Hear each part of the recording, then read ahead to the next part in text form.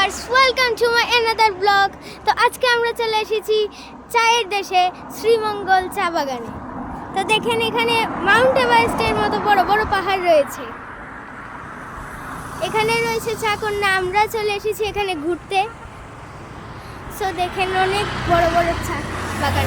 আপনারা সবাই জানেন যে চাকন্যা রয়েছে এইখানে শ্রীমঙ্গল চা বাগানে।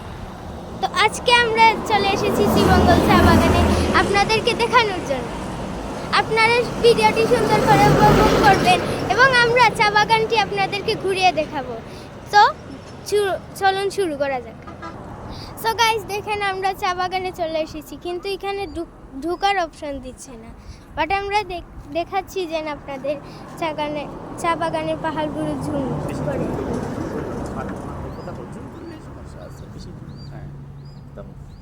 তো গাইস, অনেকক্ষণ কাটার পর আমরা চলে যাব আবার চাকন্যার কাছে। চাকন্যার পিছে এটা কি? সো গাইস, আজকের জন্য এখানেই শেষ।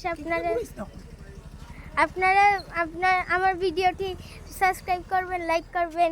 Bye bye.